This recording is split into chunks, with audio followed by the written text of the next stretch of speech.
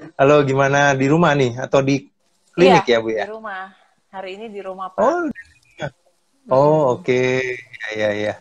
Halo, teman-teman udah banyak yang bergabung nih, Bu Anas. Saya Mm-mm. welcome dulu ya. Eh, Iya, eh, Pak. kita kita perlu tarik napas dulu nggak, Bu? Untuk persiapan IG Live. Saya welcome dulu ya. Selamat sore, Mm-mm. Bapak Ibu. Sudah sama saya, Ibu Anastasia Satrio. Ya, saya Yudi Hartanto dari Cipta Aliansi Edukasi, lembaga profesi untuk profesional di bidang mental health juga special needs. Ya, kami selalu mengadakan IG Live dengan para profesional di bidang mental health, khususnya di bulan Oktober dan November. Kenapa? Karena kami ingin sekali meningkatkan wawasan Bapak Ibu sekalian tentang pentingnya kesehatan mental. Ya, saya baca sedikit ya dari CV-nya Bu Anas ya. There is no health without mental health. Benar ya Bu ya? Mm-mm. Boleh mungkin Ibu Anas perkenalkan diri. Saya sih mengenal Ibu Anas sebagai mental health advocate ya. Terus juga psikolog klinis anak dan dewasa dan juga belajar play terapis ya, praktisi play terapis. Mm-mm. Silakan Bu Iya, halo. memperkenalkan diri. Heeh. Halo, selamat sore teman-teman, Bapak Ibu di rumah. Senang sekali sore hari ini. Saya diundang sama Pak Yudi nih, spesial sekali. Saya kenal Pak Yudi dari tahun 2017, waktu dulu daftar buat ikut play therapy, sertifikasi untuk play therapy. Terus Pak Yudi nih orang yang paling banyak jasanya ya buat kita semua yang belajar play therapy, ngurusin semuanya keperluan kita untuk belajar untuk kuliah play therapy ini. Dan di masa pandemi ini, Pak Yudi juga suka memberikan sesi live Instagram seperti ini, mengundang pembicara-pembicara. Dan di bulan Oktober ini, Pak Yudi mengajak saya untuk bisa sharing ke teman-teman Bapak Ibu semua. Jadi buat teman-teman yang mungkin sudah berkecimpung di dunia play terapi maupun yang sama sekali belum tahu, senang sekali kalau sore hari ini kita bisa sama-sama memahami lebih lanjut ya Pak Yudi kali ya tentang kesehatan Iya, mental gitu. iya. Bu Anas ini dia menuliskan buku tahun 2020 ya Bu ya. Kamu tak harus sempurna dan Iya, tidak ada sekolah untuk jadi orang tua. mm-mm, Hebat nih Bu betul. Anas nih. Saya belum pernah menulis buku loh. Ya. Jadi udah maju ke depan nih Ibu ya, seperti Yamaha Iya, ya. Selalu di depan. karena banyak yang Oke Bu. bantuin buat merampungkan Pak. Kalau saya sendiri juga pasti Oke, belum beres. oke. Nggak apa-apa. Memang kalau mau bicara kesehatan mental, kita butuh support dari teman-teman juga ya Bu ya. Betul. Iya. Gimana kalau kita jalan sendirian, kesepian, semakin berat lah ya yang kita menghadapi tantangan-tantangan dalam kehidupan ya. Oh ya Bu, topik AG Live hari ini kan ini luar biasa ya. Bagaimana Mm-mm. cara mengelola inner critic dan insecurity dalam diri kita Iya. ya. Bila nanti ada yang mau bertanya ya, ini Mm-mm. pastikan teman-teman Bapak Ibu di rumah banyak pertanyaan nih. Nggak apa-apa, di chat aja ya. Kita coba berusaha menjawab. Sama kalau ada yang mau sharing, silahkan ya. Supaya kita bisa saling belajar ya. Nah, oh ya Bu Anas, gimana sekarang kabarnya? Ini kayaknya Ibu sudah banyak praktek lagi ya. Di klinik maupun juga sebagai psikolog maupun sebagai terapis ya. Mungkin Ibu Anas bisa sharing sedikit nih ke teman-teman Iya, kegiatannya jadi sekarang. waktu 3 bulan pandemi sih saya benar-benar di rumah, nggak berkegiatan juga waktu itu masih bingung ya ke klinik-klinik tuh kita gimana. Tapi kemudian perlahan-lahan mulai beralih ke konseling online. Terus selama PPKM yang terakhir kemarin itu banyak menerima konsultasi online dari rumah. Tapi setelah PPKM diturunkan, saya mulai 3 kali seminggu ke luar rumah ke praktek. Tapi masih menunggu juga nih karena lagi transisi juga ya karena PPKM makin turun. Menunggu waktu bisa mulai play terapi lagi gitu karena kalau yang Oke, kemarin-kemarin baru konseling dengan remaja, bahkan kalau dengan anak pun saya ngerasa butuh tatap muka gitu ya. Karena kan kalau benar. anak diajak online di depan laptop, dia kemana-mana gitu. Jadi saya juga kalau di sini ada guru-guru yang selama 1,5 tahun pandemi ini melakukan sekolah online. Wah, saya salut banget ya Pak Yudi ya, angkat Iya, jempol iya. banget. Karena benar-benar nggak mudah ya menjaga fokus anak sampai fokusnya Mm-mm. remaja Iya, buat iya. sekolah online. Terus juga kitanya kan mesti putar otak ya, gimana sih Iya. caranya supaya bisa melakukan pembelajaran online dan kita semua beradaptasi di saat yang sama. Jadi nggak pernah mudah, dan apapun penyesuaian yang kita lagi alami di masa pandemi ini mungkin rentan ya Pak menimbulkan Mm-mm. kritikan-kritikan dalam diri gitu. Kenapa disebutnya Oke. inner critic? Karena bukan cuma soal orang lain komplain ke kita, tapi seringkali tuh sebenarnya suara-suara dalam diri kita itu kadang-kadang bisa lebih kejam loh daripada orang-orang Hmm. lain. Ketika kita Iya, iya, ngerasa, iya. kok saya nggak perfect sih ngelakuin ini, kok ini nggak oke sih, ini nggak bisa sih, kayak gitu. Jadi Mm-mm. hal-hal seperti itu yang perlu kita kenali, dan dengan dunia sosial media, dan ini kan ketika kita Iya. banyak di rumah, orang-orang menggunakan sosial media sangat-sangat intens ya. Baik di Instagram, mungkin yang generasi lebih muda juga suka main di TikTok. Nah, ketika kita melihat orang-orang Hmm. lain di sosial media, kita bisa rentan sekali nih membandingkan diri kita dengan orang lain.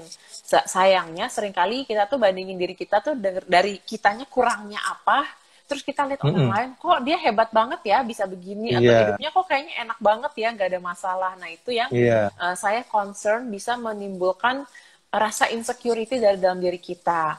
Bahkan mungkin sebenarnya sebelum pandemi ini kita udah punya ya bibit-bibit insecurity, karena kita mungkin datang dari pengasuhan di keluarga dan lingkungan sekitar yang biasa banding-bandingin diri, mungkin saling membanding-bandingkan dengan orang lain, yang nanti mungkin Pak Yudi bisa cerita ya pengalamannya Iya, sendiri iya. juga.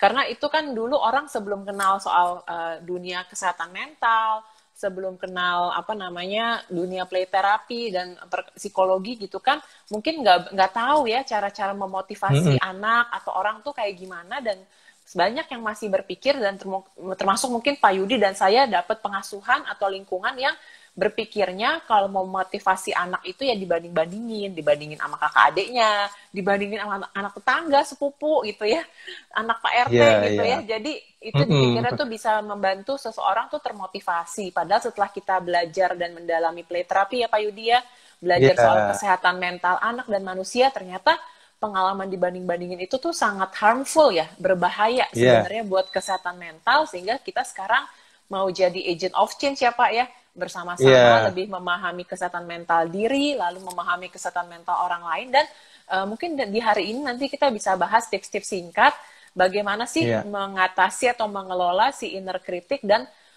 mengelola insecurity ini. Dan kalau mau memotivasi anak, ada nggak sih cara lain selain banding-bandingin diri gitu? Karena kita udah ngerasain nih sebagai orang dewasa, mungkin Iya, teman-teman di iya. sini yang udah dewasa bisa share nih di kolom komen kalau berkenan, apa Iya. sih efek dari kalau waktu kecil dulu tuh sering dibanding-bandingin dengan maksud Hmm. orang tua tuh, maksudnya dia memotivasi, cuman mereka belum punya referensi lain bahwa memotivasi dengan dibanding-bandingin tuh malah jadi backfire gitu, gak bikin kita termotivasi, Iya, tapi malah bikin kita jadi minder, jadi insecure, dan iya, lebih punya banyak kritikan di kepala gitu Pak. Kalau dari Pak iya, Yudi iya. gimana Pak pengalamannya? Iya, kan kalau di sosial media yang saya belajar ya, orang biasanya akan tampilkan hal-hal yang bagus-bagus ya, Bu ya. Mm-mm, Hal-hal betul. yang dia ingin orang lain lihat tentang dirinya. Mm-mm, Jadi kayak mungkin image-nya dia, wah, saya baru beli tas bermerek nih kalau ibu-ibu ya, saya nggak tahu ya. Mungkin seperti itu ya. Kalau anak-anak muda, wah, saya dapat hadiah yang luar biasa keren nih dari orang tua nih, ya kan? Atau wah mm-mm, saya temennya selebritis nih atau gimana mm-mm, ya, itu kan hal-hal yang sepertinya nyata tapi padahal itu yang ditampilkan bukan benar-benar dirinya sendiri kayak gitu loh mm-mm. ya, bukan otentik dari dirinya sendiri ya. Nah, jadi kalau kita membandingkan diri kita dengan orang lain di sosial media ya, kita sepertinya melakukan hal-hal yang menghabiskan energi kalau menurut saya ya Bu ya, karena belum tentu ya itu hal yang akan membangun diri kita ya. Jadi kayak kita ingin menjadi seseorang dalam bayangan kita sepertinya cool, keren untuk anak muda ya. Tapi sebenarnya itu malah membuat kita tidak melihat siapa diri kita yang sebenarnya, identitas diri kita, mendalami diri kita ya, lebih dalam kekuatan kita apa, potensi kita apa, bakat kita, minat kita ya. Padahal banyak sekali yang mungkin Tuhan taruh dalam kita yang luar biasa gitu loh, Bu. Kayak saya baru menemukan diri saya, baru di bidang konseling ini sebenarnya umur saya 34 tahun, Bu. Ya, jadi sekian panjang ya, saya kehidupan 30 tahun lebih. Ternyata, oh ini toh passion saya ya. Nah, dari situlah saya bisa akhirnya fokus dan tekuni ya. Nah, itu lebih membuat saya bahagia. Kenapa? Karena saya menjadi diri saya sendiri. Saya nggak perlu mengikuti orang lain. Saya nggak perlu mengejar menjadi diri orang lain ya. Mungkin bayangan saya, wah keren ya jadi seperti dia ya. Itu sih, Bu. Ya. Dan mungkin makasih ya Pak Yudi juga udah berbagi di sini. Menurut saya itu relate sama banyak orang ya, karena kan dari di 1-2 generasi yang misalnya lahir tahun 70, 80, 90-an tuh kayak kalau dicari benang merah ada cara-cara pengasuhan yang setipe ya, antara tadi ya kita dipikirnya oh jadi diri kita tuh harus kayak orang lain gitu ya Pak ya. Saya juga sampai umur 28 ya baru 30 tahun itulah baru ngerti bahwa oh ternyata tuh makin kita kenal diri yang di dalam, makin kita bisa menjadi the best version of ourselves, ternyata kita makin sehat mental dan malah lebih bisa mengembangkan potensi kita. Tapi kalau kita makin pengen kayak orang lain, apalagi makin pengen perfect dan sempurna menurut keidealan yang di otak kita, itu kita bakal makin capek dan rasanya tuh never good enough gitu ya, kayaknya nggak pernah cukup gitu. Padahal bagusnya kan kalau kita melihat ya, oh ya ini kekuatan saya, kita jadi lebih positif ya, melihat diri kita. Saya punya kemampuan ya, saya bisa berkarya, saya bisa kontribusi nih dalam membantu orang lain ya, dengan lebih efektif lagi. Kerjaan saya, oh saya produktif dalam pekerjaan saya ya. Jadi kita fokus kepada yang memang itu adalah kemampuan dan potensi kita, kayak gitu loh. Ya. Oh iya Bu, kan saya lihat di IG Ibu nih mental health advocate. Saya penasaran juga nih Bu ya. Apa yang membuat Ibu bangga ya menjadi mental health advocate? Berarti kan mempromot ya kan pentingnya kesehatan mental gitu ya Bu ya. Iya. Itu kayaknya kenapa saya berani declare soal mental health advocate itu juga dari perjalanan memproses diri. Kalau di dunia play therapy dan konseling kita bicara soal banyak melakukan personal proses gitu ya. Dan juga sesi-sesi konseling yang saya lakukan sebagai klien tuh membuat saya makin menyadari bahwa salah satu cara saya embracing my identity, caranya menemukan identitas diri saya juga dari bagaimana saya memaknai perjalanan saya tentang kesehatan mental diri saya gitu. Dan saya merasa di Indonesia itu nggak ada cara paling bisa menyentuh hati orang selain dari cerita hidup kita sendiri yang kita merasa cukup nyaman untuk kita bagikan ke orang lain gitu. Kan kalau kita belajar dari luar negeri biasanya tuh orang tuh tergugah lewat hasil penelitian gitu kan. Tapi kalau di Indonesia kayaknya yang pertama-tama itu kalau bisa bercerita pengalaman lalu didukung penelitian tuh lebih bisa masuk ke hatinya orang-orang dibanding kita cuma ceritain penelitian tapi nggak ada pengalaman personalnya tuh kayaknya kurang nyambung gitu buat orang-orang karena saya sendiri ngerasa cukup terpanggil untuk bisa ngebantu orang-orang Indonesia tuh lebih aware soal isu kesehatan mental. Bahkan sebenarnya dari sebelum masa pandemi, dulu saya sama teman-teman di komunitas jemari tangan itu kayak 2 minggu sekali atau sebulan sekali sejak tahun 2017 itu suka bikin kegiatan konseling di Car Free Day Pak gitu. Dan itu konseling gratis selama 20 menit gitu hanya untuk awareness aja buat orang, tapi nanti kalau mereka butuh pemeriksaan lebih lanjut atau konseling lebih lanjut kita bisa refer mereka ke biro-biro atau puskesmas yang ada layanan konselingnya gitu. Tapi itu tuh benar-benar membuat saya tuh tergugah hatinya gitu yang kayak dapat lagi makna hidup gitu ya. Jadi kalau kita mau bicara yang lebih mendalam lagi sebenarnya menemukan identitas diri itu juga tentang menemukan makna hidup kita ya Pak. Seperti kita mulai menemukan jawaban-jawaban atau kumpulan-kumpulan jawaban dari kalau kita bertanya ke diri untuk apa sih kita diciptakan ke dunia ini gitu, why on earth we are living gitu, dan apa sih yang mau saya lakukan di hidup ini gitu. Ternyata ketika menemukan makna hidup itu membuat kita tuh lebih hidup, lebih berdaya, dan termasuk ketika kita ngerasa bermakna, kesehatan mental kita jadi lebih meningkat. Nah, itu yang saya temukan dari pengalaman saya ketika dulunya tuh terlalu di brainwash untuk jadi diri yang sempurna. Terus saya di umur 17 tahun mengalami depresi gitu, dimana setahun sebelum saya depresi saya juara 1. Jadi saya sendiri ngalamin bahwa depresi itu nggak selalu ada hubungannya kayak kita ngalamin kegagalan, kemalangan gitu, tapi itu juga bisa datang ketika kita terlalu burn out dan terlalu mengikuti standar perfect dari lingkungan tanpa kenal sama diri gitu sih. Dan juga mungkin di masa itu kurang istirahat juga ya, karena dididiknya bener-bener kayak kerja keras sebagai kuda gitu ya, kalau yang anak-anak zaman sekarang bilang. Dan dari setahun saya dibantu sama psikiater dan psikolog gitu, saya bisa pulih dan bisa kuliah lagi gitu. Tadinya saya pas SMA sempat berhenti sekolah dulu gitu, karena ketika ngalamin depresi, buat teman-teman yang belum tahu tuh bukan cuma ngaruh ke emosi ya, tapi ngaruh ke kemampuan berpikir. Saya jadi nggak bisa baca buku. Jadi bayangin, saya biasanya tuh suka banget baca, pernah jadi juara 1, pas lagi depresi tuh kayak otaknya lemot banget, kayak buka Google Tab tuh 20 gitu. Jadi ngebaca satu halaman aja nggak bisa, boro-boro suruh belajar ulangan-ulangan sekolah, terus memahami waktu itu susah banget, atau organizing, planning tuh jadi kacau banget gitu. Jadi kayak, wah ternyata bener-bener there is no health without mental health ya. Mau saya tetap fisiknya oke, tapi ketika mental health terganggu, mikir aja tuh nggak bisa gitu kan. Juga mungkin teman-teman yang pernah ngalamin sedikit-sedikit ketika mental breakdown, kalau patah hati gitu ya, itu kan juga kayak nafsu makan terganggu, terus ritme tidur, kualitas tidur terganggu. Mungkin juga yang selama pandemi ini ngalamin insomnia juga. Ada hal-hal yang ternyata mental health itu happen for everyone loh gitu. Mental health itu pernah dialami atau sedang dialami oleh setiap orang dengan takaran dan kadar yang berbeda-beda gitu. Memang kalau misalnya sampai ke taraf diagnosis gitu ya, diagnosis itu biasanya hanya boleh diberikan oleh psikiater atau psikolog klinis yang memang mereka sudah sekolah minimal 7 tahun untuk memahami ini. Tapi untuk awareness diri kita, lalu yang suka saya sharing tuh sebenarnya tentang self-care, bagaimana melakukan hal-hal yang membantu kita bisa mengelola emosi kita dan membantu kita bisa lebih rileks, lebih tenang. Dan itu sebenarnya banyak banget tentang self-care ini yang saya baru lebih memahami pentingnya lewat saya kuliah di play therapy, Pak, gitu.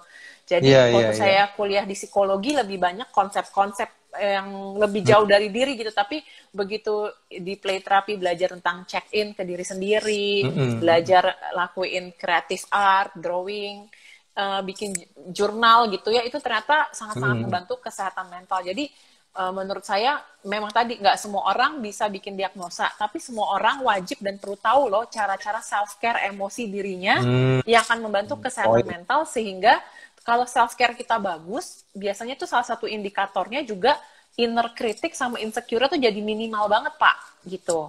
Jadi yang kita kejar juga bukan sama sekali, oh saya tuh baru sehat mental kalau udah nggak ada inner critic dan insecure ya.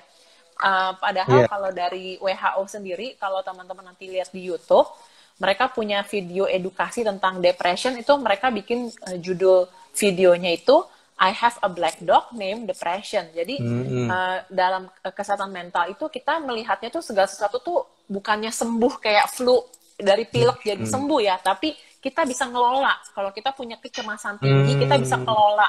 Kalau kita punya kecenderungan mengkritik diri berlebihan, lama-lama tuh kayak ibarat tuh ada volume suara di kepala kita, volumenya makin mengecil, dan ada suara-suara lain yang kita lebih self-compassion, yang lebih menyemangati diri. Atau kalau kita insecure, kan ketika kita ngerasa ada orang lain yang lebih bagus daripada kita, kan itu juga untuk kadar tertentu, itu kan memotivasi kita ya. Nah, makanya ini sebenarnya kesehatan mental juga buat perspektif teman-teman.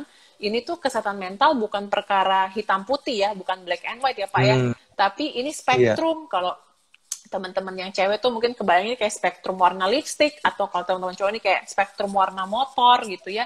Ini ada shade-nya gitu. Dan gimana kita bisa mengelola diri kita untuk sedikit demi sedikit lebih baik lagi, karena ternyata ini juga yang saya tulis di buku yang saya bikin yang judulnya Kamu Tak Harus Sempurna.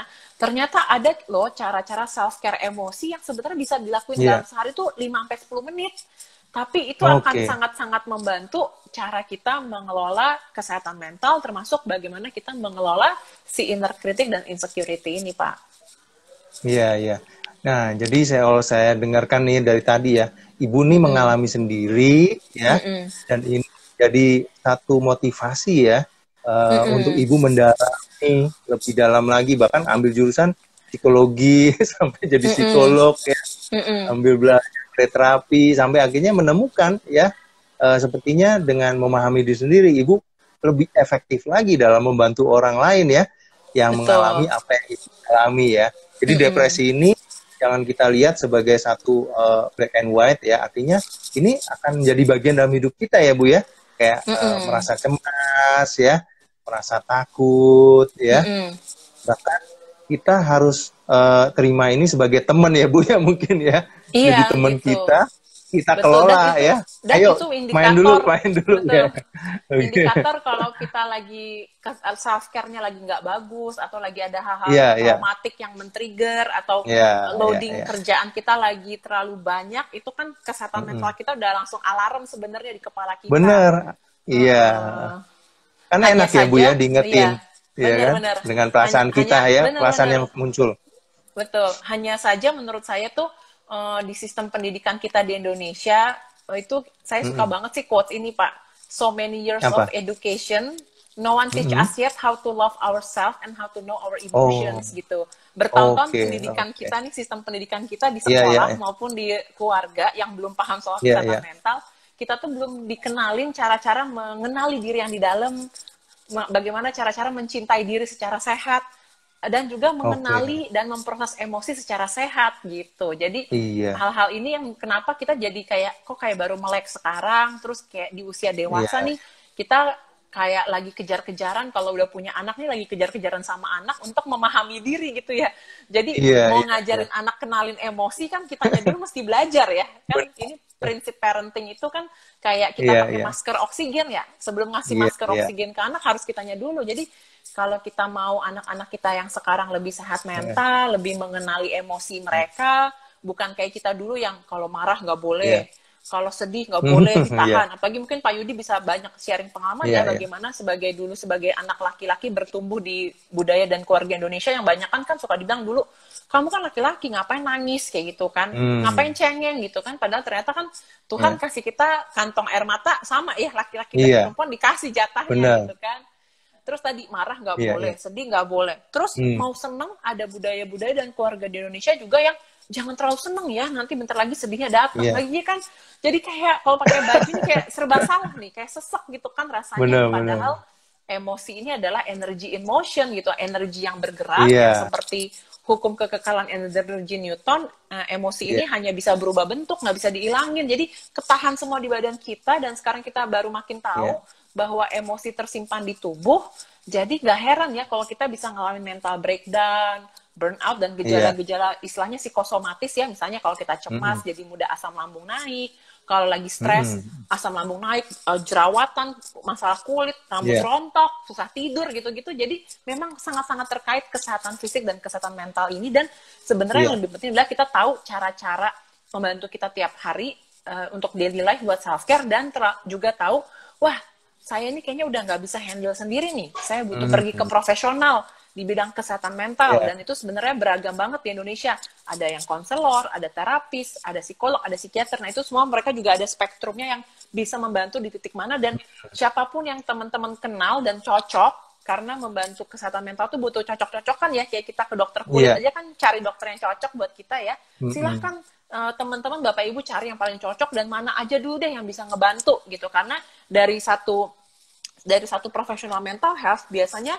mereka itu kan tahu ya kapasitas mereka masing-masing, ekspertisnya di bidang apa. Nanti mereka yang Iya, akan bantu kita kalau misalnya mereka tuh tidak capable untuk areanya, mereka akan refer nih. Misalnya kayak saya psikolog klinis anak dan remaja.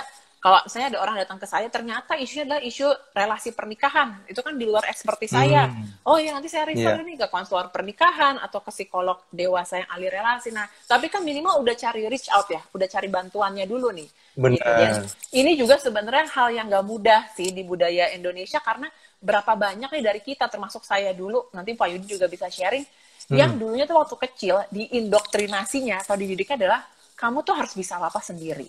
Orang yang kuat tuh yang bisa apa-apa sendiri. Kamu jangan gampang minta tolong orang. Apalagi menunjukkan atau menceritakan kelemahan kita, tanda kutip, ke orang lain tuh kayaknya pamali atau tabu banget. Dan seringkali isu-isu kesehatan mental dan emosi dianggap sebagai kelemahan ya. Dianggapnya yang standar, yang keren tuh orang yang selalu kuat gitu kan. Padahal kita ini bukan patung pancoran ya. Kalau kita patung pancoran, mau berdiri hujan terus ya, Bu. badai, mau matahari Tahan kuat teguh terus berdiri. ya. Bener, misalnya kita manusia ya, ada waktunya kita capek, ada waktunya kita butuh istirahat, ada waktunya kita bisa berkarya juga. Nah, kalau dari pengalaman Pak Yudi gimana nih Pak? Dari yang tadi saya ceritain, ada yang bisa diceritain nggak? Iya, jadi dari tahun 70-an ya, saya lahir tahun 75 ya. Jadi papa mama saya tuh seorang pekerja keras ya. Mama saya tuh kayak bangun pagi, tidurnya malam ya. Kita lihat dia itu kayaknya nggak pernah istirahat ya kayaknya.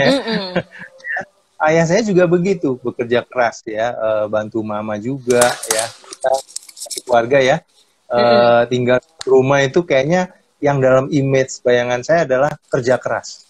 Nggak kayak tempat untuk ngobrol, curhat ya, ngomongin emosi. Jadi saya nggak aware banget dengan emosi ya, nggak pernah diperkenalkan ini emosi marah ya, takut, sedih ya. Kayaknya semuanya disimpan aja semua ya Bu ya. Ya itu kan bayangkan, makin banyak emosi yang tersimpan dalam memori kita yang kalau itu positif no problem ya, momen-momen memori yang baik ya kan, yang indah itu tersimpan bagus banget ya. Tapi kalau bayangkan banyak positif ya, yang perasaan-perasaan yang sulit ya untuk kita ungkapkan, seperti kemarahan, ketakutan kita ya. Saya baru banyak belajar ya memang di akhir-akhir umur saya 30-an ya. Jadi bagaimana saya perlu terbuka apa adanya, no matter what orang bilang apa tentang apa yang saya pikirkan. Ternyata responnya berbeda, Bu, dari apa yang saya. Jadi saya punya pengalaman. Ternyata dengan saya terbuka, orang malah support saya, ya, malah mendapatkan encouragement, inspirasi dari kehidupan, pengalaman, masalah yang saya alami. Ya, jadi dengan kita vulnerable itu justru kita mendapatkan support, tapi juga kita bisa bantu orang lain sebenarnya. Ya, karena kalau kita hanya menyimpan diri kita sendiri kan itu seperti aja prosesnya hanya dalam diri kita. Ya, tapi kalau kita bisa sharing kepada orang lain, kita bisa sharing dan proses dengan orang lain, bahkan grup ya, yang kita merasa secure ya Bu ya. Nah, dengan kita memproses lebih dalam lagi dan ada proses yang terjadi dengan orang yang mengerti kita, mau mendengarkan kita terus terang jadi lebih lega ya. Kita bisa lepas ya. Dan kayaknya nggak ada tuh beban tuh, walaupun kita pasti ada masalah, mulai lagi ya, kayak ngalamin beban lagi, hadapi ya hari-hari yang nggak gampang ya. Tapi itu semua kan proses juga ya. Waktu kita mengelola ya, tadi Ibu Anas bilang kita kelola ya, kita minta bantuan profesional, kita cerita mungkin kepada teman yang kita percaya, itu beban menjadi ringan, akhirnya lepas. Bener loh, yang Ibu cerita tentang depresi, itu membuat kita jadi lemot, jadi kayak nggak bisa melakukan apapun yang sebenarnya kita sudah pernah bisa lakukan sebelumnya. Ya, kayak mikir pun jadi lama. Ya, nah ini yang saya lagi bantu juga Bu, ya saat ini. Jadi nggak gampang kalau kita sebagai orang tua melihat anak kita dalam kondisi seperti itu, ya. Tetapi orang tua, kalau kalian mau kasih kesabaran, ya, kasih waktu untuk anak berproses, ya, anak remaja ya terutama yang mengalami depresi, mereka tuh bisa recover, ya, dan mereka akhirnya dengan support tentunya kalau memang kondisinya sangat berat ya, dengan bantuan profesional, mereka tuh bisa kejar lagi. Tapi prosesnya mudah ya maksudnya ya. Karena banyak hal yang dia sendiri nggak sadari apa emosinya, apa yang ada dalam dirinya. Nah, kita perlu mendengarkan, walaupun nggak dengan kata-kata, itu terjadi koneksi yang membantu akhirnya ada kebangkitan ya dari dalam ya, semangat dari dalam akhirnya membuat kondisinya semakin lebih baik. Itu yang saya juga belajar, Bu. Jadi benar-benar pentingnya emotional awareness ya, Bu ya. Kita ajarkan kepada anak-anak sejak dini. Jangan terlambat kayak saya. Ya, jadi ketika saya terlambat ya, saya mengalami banyak masalah dalam hubungan. Ya. Jadi saya menikah kan umur 25 tahun ya. Jadi tahun awal pernikahan saya hanya simpan-simpan saja perasaan-perasaan saya. Saya nggak setuju pasangan, saya kecewa dengan pasangan, saya marah, saya kesal, simpan. Ya, saya nggak ungkapkan secara jujur ya. Dengan sekarang belajar caranya harus sehat juga, bukan kita banting barang ya, kita menyerang ya, kasar, dengan kata-kata yang kasar, enggak. Tapi dengan cara kita jujur apa adanya, ekspresikan perasaan kita. Terus saya mohon maaf ya, saya sering nangis juga kadang-kadang ya, kalau udah feeling ya dengan pasangan. Kenapa? Karena saya merasa hurt banget, saya merasa kecewa banget, saya juga sangat marah ketika saya kesal banget ya. Tapi setelah saya menyadari, oh ya ada bagian saya yang salah ya, saya minta pengampunan juga ya, minta maaf ya. Jadi hubungan itu menjadi lebih real ya, Bu ya, dan lebih sehat. Nah, jadi ya jadi lebih menikmati ya dalam pernikahan ya saat ini. Dengan anak juga itu, Bu.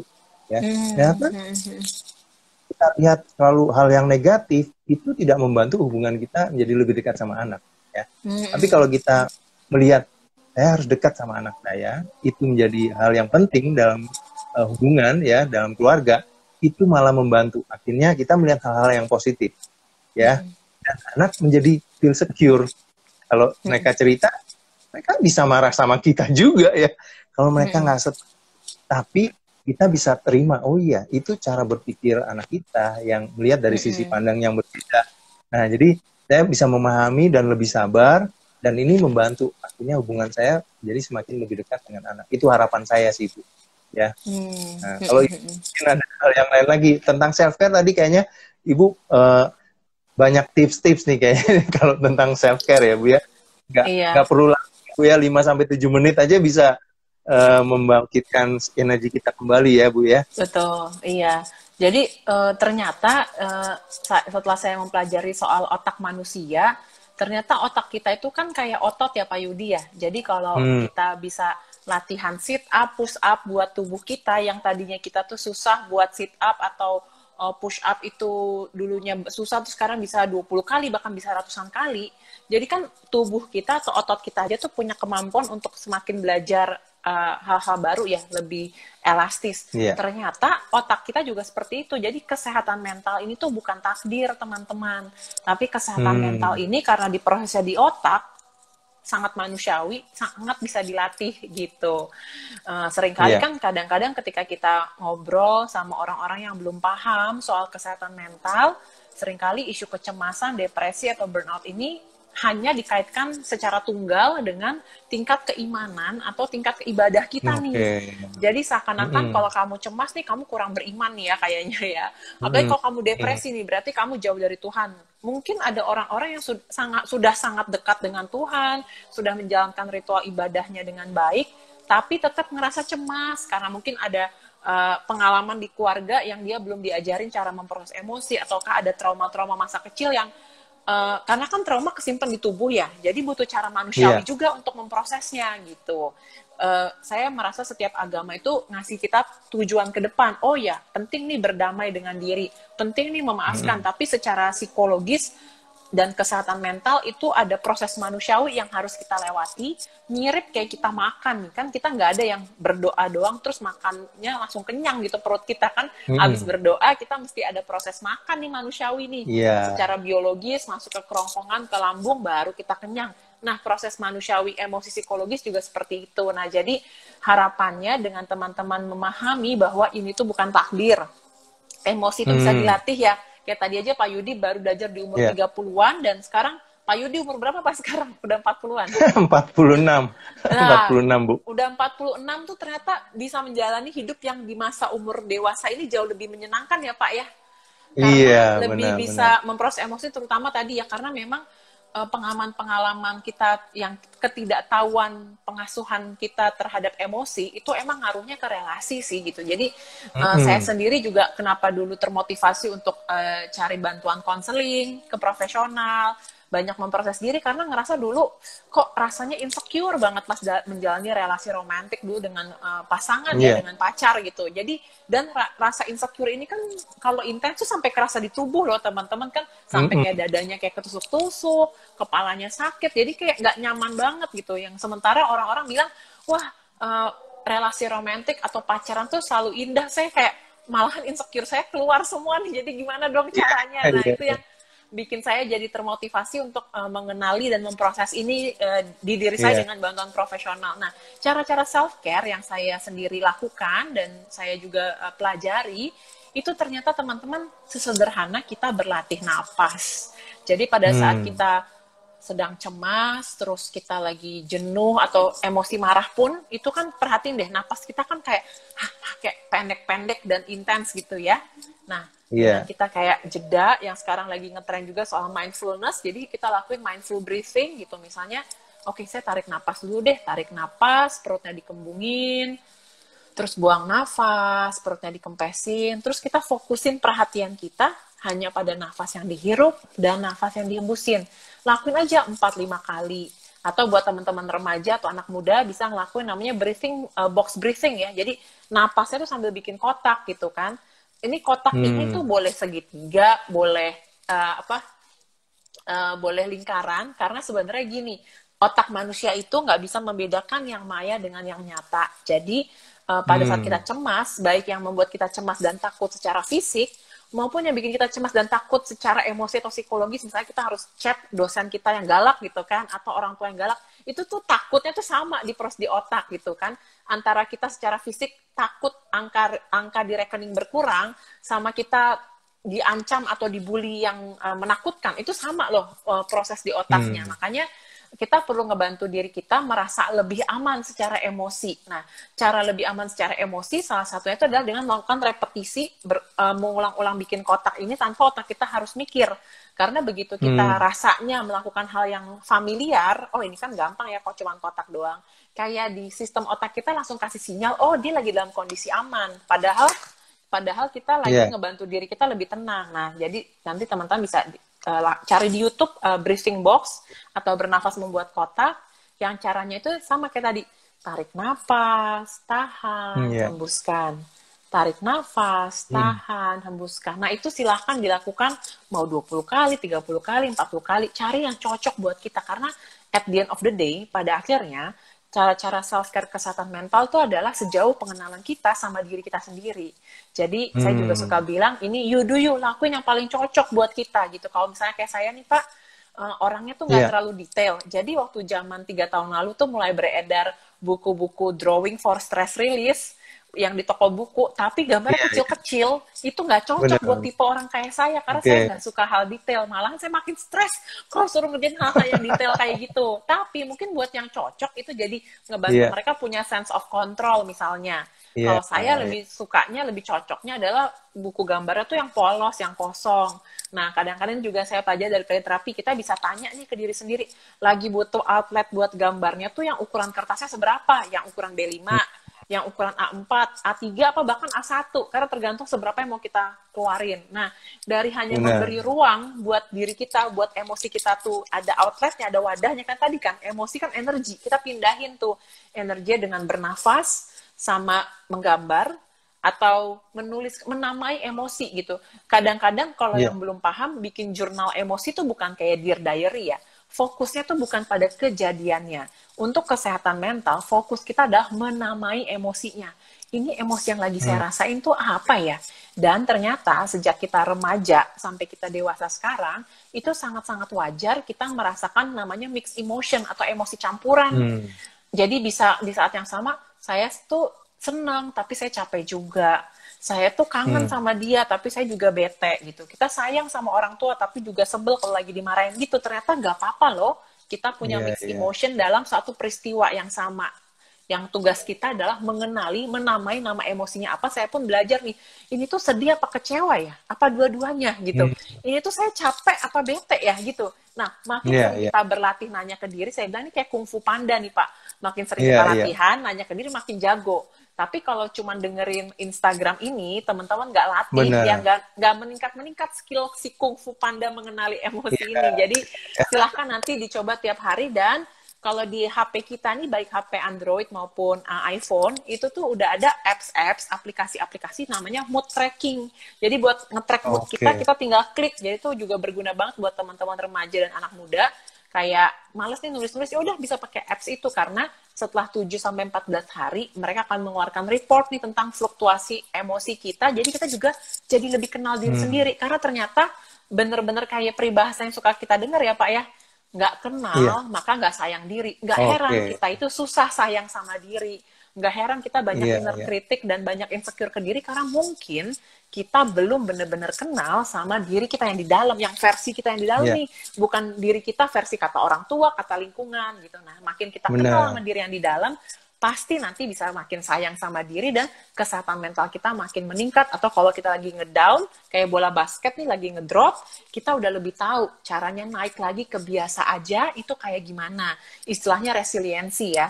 Jadi balik lagi ke biasanya itu lebih tahu karena kita lebih kenal diri dan udah mempraktekkan cara-cara self-care. Selain itu juga ya, minum air putih yang banyak, terus kita makan makanan bernutrisi. Kalau kita punya banyak isu kecemasan, makan sayuran hijau dan minum vitamin magnesium, vitamin D, sama minyak ikan, itu sangat ngebantu. Dan juga berolahraga atau stretching atau apapun olahraga yang cocok buat kita. Karena kan kalau bergerak atau berolahraga buat kesehatan mental ini nyari yang bikin mood kita lebih enak ya Pak ya. Jadi mau lagunya dangdut koplo mau lagu R&B yang mana yang mood aja buat tiap orang kan beda-beda ya, silahkan dilakukan gitu. Iya. Jadi kita bisa berbagai macam cara ya untuk self care. Tapi poinnya benar ya tadi Bu ya. Kita harus sayang diri kita dulu, baru kita bisa membagikan sayang kita kepada orang lain. Kita kasih perhatian kepada orang lain, kita take care orang lain ya. Karena saya percaya, apalagi kita orang tua ya, kita itu yang menunjukkan jalan untuk anak kita ke depan ya. Bagaimana menjalani kehidupan yang sehat ya, secara emosi mental, efektif, produktif ya, tapi enjoy kayak gitu loh ya.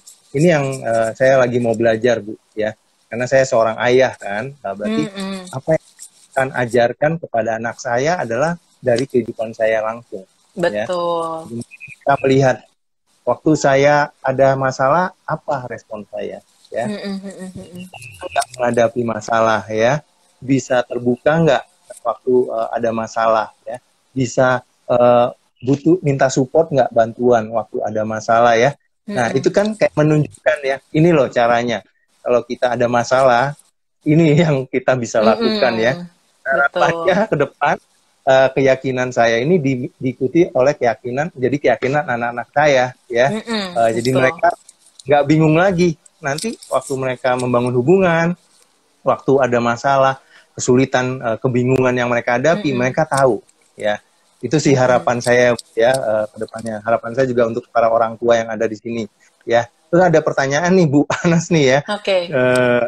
Dari Bu Darena katanya, Mbak Anas, bagaimana cara ya untuk menghadapi rasa inferior terhadap orang yang lebih lebih sukses atau kaya dari kita? Nah, ini pertanyaannya. Ini kayak pertanyaan sejuta umat ya Pak ya. Pasti banyak deh teman-teman yang punya pertanyaan seperti ini gitu. Tapi ini kembali lagi sebenarnya yang awal saya sama Pak Yudi bahas itu bahwa pertama kita perlu menyadari ini tuh mindset bentukan konstruksi kayak kita main Lego ya, ini tuh konstruksi di mana kita dulu dicekokinnya, di brainwash-nya, diindoktrinasinya bahwa hanya ada satu standar untuk orang tuh sukses. Kalau dulu tuh di Instagram beberapa bulan lalu tuh ngetrennya umur 25 harus udah punya uang 200 juta. Umur 25 tahun harus udah bisa ini. Sebenarnya di dunia ini tuh gak ada yang harus gitu. Sebenarnya tiap orang tuh punya jalan hidupnya masing-masing gitu. Punya petanya masing-masing, blueprintnya itu ada dalam diri. Nah, tapi kan kalau sekarang nih masih lagi insecure nih. Yang pertama adalah apapun isu emosinya, ini kayak iklan teh botol, apapun isu emosinya, validasi dulu, akui dulu. Oh iya ya, saya lagi ngerasa insecure ya, kok saya ngerasa tertinggal ya, feeling left behind ya, kok dia udah kayak gini. Validasi dulu emosinya, kayak kita pesan makanan online ya, aplikasi sesuai pesanan ya, oh pesannya ikan bakar ya, atau sate ayam ya. Karena kalau kita denial, enggak saya nggak ngerasain itu, atau yang dulu kita kan dulu kayak gitu dari orang tua yang dulu belum ngerti emosi kan, kamu takut nggak takut, makin kita bilang enggak, makin gak enak ya rasanya ya. Jadi terima dan akui dulu bahwa oh saya lagi ngerasa insecure. Tapi kalau bahkan untuk nerima aja tuh susah, terima dan akui bahwa saya belum bisa terima gitu. Saya mau belajar nerima. Jadi bisa ngomong kayak self talk ke diri, saya mau belajar nerima bahwa saya tuh masih belum terima, kok saya insecure ya sama orang gitu. Saya lagi mau belajar nerima, kok saya susah ya buat maafin ini gitu. Jadi manapun level emosi kita saat ini, kita terima dulu gitu. Saya lagi mau terima bahwa saya lagi nggak baik-baik aja gitu. Karena makin kita berusaha kuat, makin nanti nggak enak karena emosinya kayak ketahan gitu kan. Dia kan kayak energi kayak ini loh, kayak kita nyalain teko, alat pemanas air, terus kan dia keluar buih-buih itu. Bayangin buih-buih yang panas tuh kita tahan gini nih. Apa nggak kita jadi sakit? Nah, itu yang terjadi ketika kita menahan emosi. Jadi, terima dan akui dulu apapun kondisi emosi yang kita lagi rasakan, termasuk ketidakmampuan kita untuk menerima, kita terima dulu, izinkan diri kita untuk terima, atau izinkan diri kita untuk mau belajar menerima, mau belajar, itu kata-katanya. Lalu lakuin napas, tadi mindful breathing, tarik nafas, hembusin, terus adalah kita tanya ke diri, apa ya yang bisa membantu saya untuk bisa ngerasa lebih aman secara emosi. Apa ya yang bisa membantu saya bisa lebih secure secara emosi? Apakah dengan saya meningkatkan skill saya, atau saya cari mentor, atau saya ikut workshop mengembangkan diri, atau mengenali diri gitu. Karena apapun yang terjadi di luar diri itu di luar kontrol kita loh. Ini juga mindset penting untuk kesehatan mental kita, di mana kita perlu sangat-sangat menyadari dan diulang-ulang ke diri bahwa kita itu nggak bisa ngerubah orang lain. Kita itu hanya bisa mengubah respon kita dan bagaimana kita bersikap ke lingkungan luar. Kita hanya bertanggung jawab pada diri yang napasnya dari hidung ini, alias diri kita doang nih. Bahkan ke anak pun atau ke pasangan pun, kita hanya bisa memberikan suggestion atau kita memberikan saran. Oh saya, dengan iMessage ya, saya tuh ngerasanya gini, papa tuh ngerasa gini, mama ngerasa gini. Tapi anak itu mau berubah atau enggak, pasangan kita mau berubah atau enggak, itu tuh di luar kuasa kita gitu. Makanya itu yang bikin kita tuh jadi lebih punya ekspektasi yang realistis terhadap lingkungan.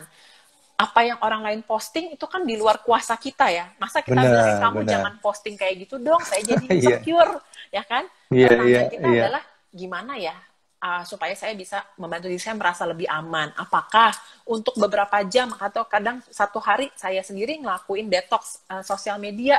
Misalnya saya matiin notification-nya atau saya uninstall dulu. Karena hidup yang kita jalanin ini bener-bener harus lebih real daripada apa yang di sosial media gitu. Atau kita sortir-sortir nih. Kayak sambil lihat orang profilnya di Instagram atau di TikTok, kita bisa tanya ke diri, ini orang ini ngebantu saya bisa lebih kenal diri dan lebih secure atau bikin saya makin insecure gitu. Kalau bikin saya insecure atau malah bikin saya gibah yang gak jelas, mendingan saya delete deh. Jadi saya hanya memfollow orang-orang yang ngebantu pertumbuh kembangan saya, karena kita harus pilih loh teman-teman gitu. Kalau kita punya ikan di akuarium aja, kita harus pilih-pilih ya. Oh yang ini nih bikin dia mati nih. Oh ini kayaknya kurang oksigen nih. Kan nggak bisa dia ya di mana aja bisa hidup, nggak bisa gitu. Kita kan bagian dari alam, jadi kita benar-benar harus pilih-pilih gitu. Dan itu masuknya tuh topik bahasan berikutnya ya tentang healthy boundaries. Nanti kapan-kapan bisa request Pak Yudi buat bahas tentang healthy boundaries ini. Batasan-batasan yang aman secara psikologis buat kita. Lalu yang saya juga suka nih dari saya belajar play therapy ini ada tagline yang kita pakai ya Pak Yudi, bahwa trust the process gitu. Kalau kita udah lakuin dikit-dikit, karena yang kita lakuin itu cuma 1 derajat demi 1 derajat, 1 senti demi 1 senti untuk kesehatan mental kita. Sesederhana ngeblok orang yang mengganggu kesehatan mental kita, atau kita detox sosial media. Sesederhana dulunya kita nggak pernah menamai emosi apa, kita mulai namain. Sesederhana dulu langsung impulsif, sekarang napas dulu nih. Kalau lagi ngerasa emosi intens, sampai lebih tenang baru ngomong. Itu perubahan-perubahan yang kayaknya kecil-kecil micro habit, tapi perubahan ini tuh akan sangat luar biasa kerasanya setelah sebulan atau 3 bulan kita lakuin. Jadi buat teman-teman, perubahan 1 derajat atau 2 derajat, itu kalau buat seorang pilot, itu akan mengubah arah tujuan Benar, dari dia ke Meksiko apa ke Amerika Serikat. Jadi teman-teman benar. jangan anggap sepele the power of micro habit ini. Kalau Mm-mm. dilakuin berkala, bahkan mungkin dari klien-klien saya bilang, oh ternyata dengan saya belajar menamai emosi saya, terus menuliskan juga apa sih yang ada di pikiran saya, bukannya cuma ditahan aja, tapi saya tulisin nih pikiran-pikiran yang munculnya apa, atau buat yang cocok kita bisa bikin art activity, aktivitas seni, mengeluarkan emosi-emosi ini, kok saya lebih rileks ya, gitu. Atau saya hanya menambah dosis vitamin D saya, ternyata saya kurang vitamin D-nya karena ada hubungan sangat erat antara Iya. kondisi mood yang ngedrop, depresi, cemas dengan kadar vitamin D, hanya ngambilnya kok saya lebih enak ya rasanya. Nah, dari yang kecil-kecil ini tuh ternyata ada peningkatan kesehatan mental kita dan itu kayak kasih domino efek sebenarnya ke Benar, kita. benar. Gitu. Ya. Kalau dari Pak Yudi mau tambahin nggak Pak untuk mengelola rasa insecure terhadap orang yang lebih sukses? Kalau Pak Yudi gimana biasanya caranya Pak? Wah, kalau saya pikirkan ya, saya perlu melihat ya kesuksesan itu apa buat saya, ya. Betul. Definisinya beda-beda Kan, loh ya Pak ya iya, sebenarnya buat tiap orang. buat orang mungkin kekayaan mungkin ya. Wah, Mm-mm. dia punya pekerjaan yang levelnya tinggi ya sebagai direktur atau Mm-mm. apapun ya. Tapi buat saya sukses adalah saya bisa memberikan pengaruh kepada orang lain, saya bisa Iya. bantu orang lain, saya senang, saya udah sukses nih, saya bantu banyak orang ya Mm-mm. untuk sehat emosi mental, saya bantu banyak orang untuk pernikahannya, saya bantu banyak orang dalam parenting. Buat saya udah sukses ya. Jadi kita perlu punya Mm-mm. satu apa ya keyakinan bahwa apa yang kita percaya dan kita hidupi, nah itu sudah hal yang terbaik yang kita bisa lakukan. Jadi ukuran kita bukan orang lain ya. Mm. Standar kita adalah apa yang Tuhan sudah kasih kepada kita ya. Mm-mm. Segala yang miliki, segala berkat yang kita miliki, kita feel content dan kita Mm. tidak sungut dengan apa yang kita tidak miliki karena itu nggak mungkin Mm-mm. Betul. menghabiskan energi kita tambah Iya. stres ya. Padahal kita udah the bestnya kita ya, Mm-mm. kita lakukan yang terbaik. Jadi apapun hasilnya kalau kita udah lakukan yang terbaik kita feel content ya. Mm-mm. Jadi perlu ya kita melihat Betul. lain yang lebih sukses. Oh kok saya seperti ini ya. Nah itu buat Mm-mm. saya ya. Ini cukup panjang Iya. ya kita ngobrol ya. Betul. Itu bisa jadi topik live Instagram Oke. berikutnya Pak tentang definisi Oh iya, sukses. iya. Karena definisi yang salah ngaruh ke kesehatan mental loh. Benar, Kalau benar, kita benar. mengejar sukses yang nggak cocok sama blueprintnya Ya, diri kita gitu. manage ekspektasi tadi ya Bu ya juga Betul. ya supaya kita bisa melihat apa ya masalah sesuai dengan apa ya keadaan diri kita juga. Kalau memang Iya. kita dalam keadaan lagi cemas, takut, ya kita akui ya.